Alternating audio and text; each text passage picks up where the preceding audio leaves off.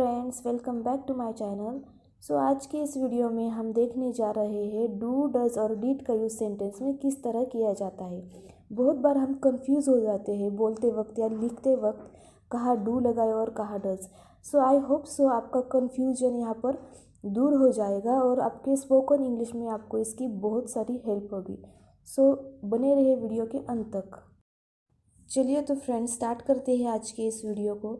सबसे पहले हम देखते हैं डू और डज का यूज़ हम किस तरह से करते हैं।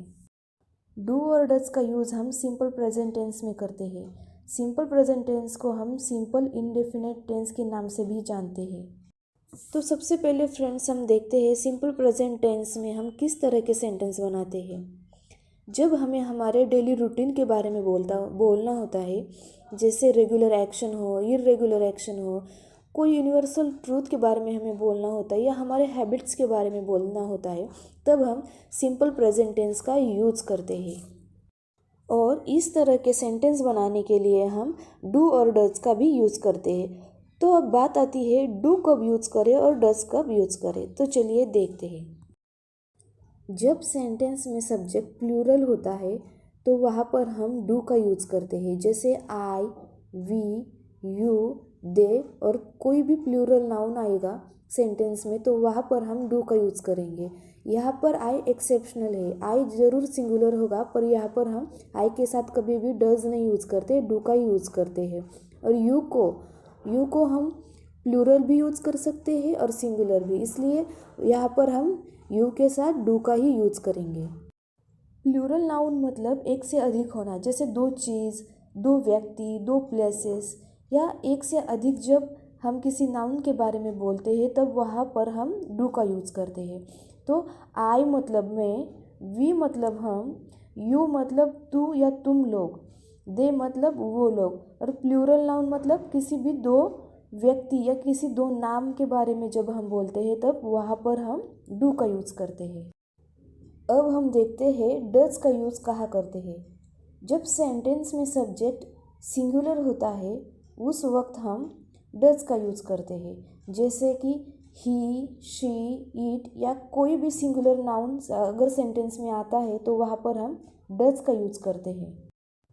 जब सेंटेंस में सब्जेक्ट सिंगुलर थर्ड पर्सन होता है तब हम डज का यूज़ करते हैं, जैसे कि बोलने वाली मैं फर्स्ट पर्सन, सुनने वाले आप सेकंड पर्सन और हम जिसके बारे में बात करते हैं वो third person.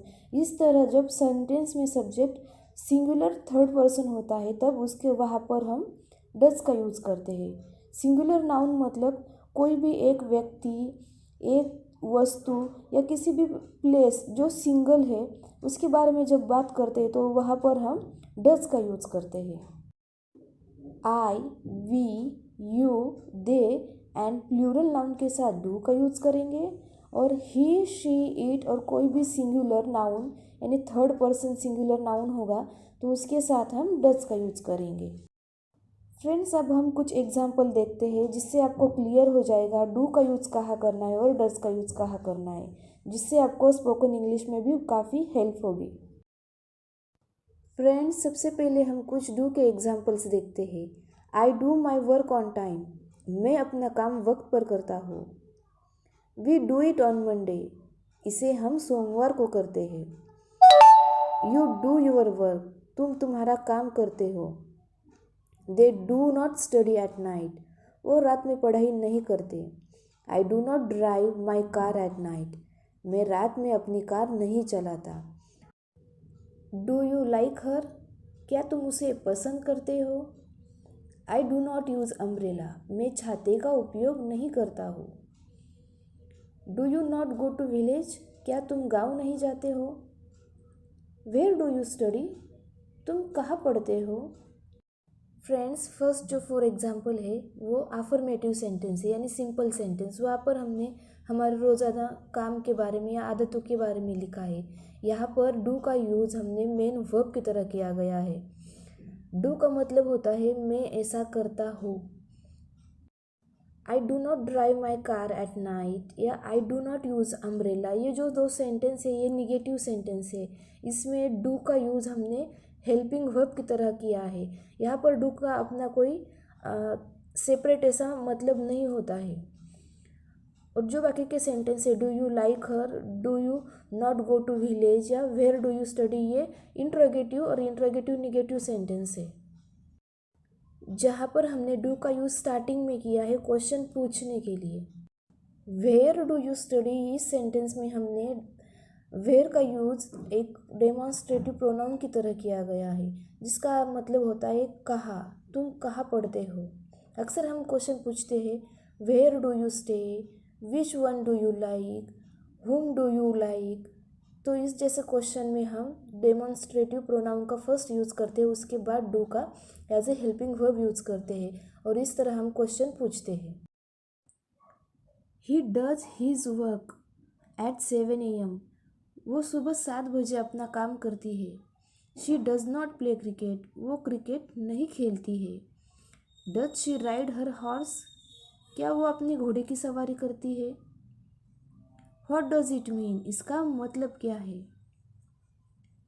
Meera does not want to eat, Meera खाना नहीं चाहती। फ्रेंड्स, इस सेंटेंस में अगर मीरा के साथ और एक नाम होता जैसे मीरा एंड सीमा, तो यहाँ डज की जगह डू आता, जैसे Meera and Seema do not want to eat. He does not like to play chess, उसे शतरंज का खेल पसंद नहीं है। The boys do their work on time, लड़के अपना काम समय पर करते हैं। तो इस सेंटेंस में अगर बॉयज की जगह बॉय होता तो डू की जगह डज आता, जैसे कि the boy does his work on time. अब हम डिड के बारे में पढ़ते हैं। डिड एक वर्ब है जिसे हम मेन वर्ब और हेल्पिंग वर्ब दोनों तरह यूज़ कर सकते हैं, हालांकि दोनों का मीनिंग अलग अलग होता है। डिड का यूज़ हम सिंपल पास्ट टेंस में करते हैं। डिड डू का ही सेकेंड फॉर्म है। डिड का यूज़ करके बने वाक्यों से हमें पता चलता है कि कोई भी वो काम जो हमने भूतकाल में किया है या वो घटना हो चुकी है। डिड का यूज़ करना बहुत सिंपल है, क्योंकि हम इसे सिंगुलर और प्लूरल दोनों प्रकार के सब्जेक्ट और नाउन के साथ यूज़ करते हैं। सेंटेंस में अगर I, we, you, they, he, she, it इनमें से कोई भी सब्जेक्ट आ जाता है तो हम उसके साथ डिड लगाते हैं। नाउन चाहे सिंगुलर हो या प्लूरल हो, उसके साथ हम डिड लगाएंगे। सेंटेंस में अगर कोई किसी एक गर्ल का नाम आता है या किसी एक बॉय का नाम आता है तो उसके साथ भी हम डिड लगाएंगे। और एक से ज़्यादा नाम आते हैं जैसे Meera and Seema, boys, girls, तो उनके साथ भी हम डिड का यूज़ करेंगे। तो गाइज, डिड का यूज़ करना बहुत ही सिंपल है। फ्रेंड्स, एग्जाम्पल के थ्रू हम इसे अच्छे से समझते हैं। Both of you did not eat chow mein, आप दोनों ने चाउमीन नहीं खाई। तो गाइज, इस सेंटेंस में दो आदमी की बात हुई है, फिर भी डिड लगा है यहाँ पर। He did not steal my pen, उसने मेरी कलम नहीं चुराई थी। Did the principal allow him, क्या प्रिंसिपल ने उसे अनुमति दी। तो गाइज देखिए, इस सेंटेंस में सेंटेंस के पहले डिड का यूज़ करके हमने इसे क्वेश्चन में फॉर्म किया है। ही डिड हेल्प मी, उसने मेरी मदद की थी। I did not go out, मैं बाहर नहीं गया। डिड दे प्ले, क्या वो खेले। तो गाइज, इस तरह हम डिड से सेंटेंस बना सकते हैं। जो भी घटना या एक्शन पास्ट में हो चुकी है उसको बताने के लिए हम डिड का यूज़ करते हैं। तो फ्रेंड्स, एक बार से फिर रिवाइज करते हैं। अगर सिंपल प्रेजेंट टेंस में हम सेंटेंस बनाते हैं तो उस वक्त आई, वी, यू, दे और कोई भी प्लूरल नाउन अगर सेंटेंस में आता है तो उसके साथ हम डू लगाएंगे। He, she, it singular noun आएगा तो उसके साथ डज लगाएंगे। और जब हम पास्ट टेंस में सिंपल पास्ट टेंस में सेंटेंस बनाते हैं तब I, we, you, they, he, she, it और कोई भी प्लूरल नाउन आएगा या सिंगुलर नाउन आएगा तो उसके साथ हम डिड लगाएंगे। आई होप सो फ्रेंड्स, आपको ये अच्छे से समझ में आया होगा।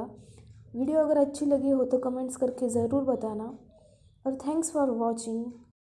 चैनल पर नए हो तो प्लीज़ सब्सक्राइब करना और बेल आइकन को दबाना ना भूलिएगा। Thank you once again.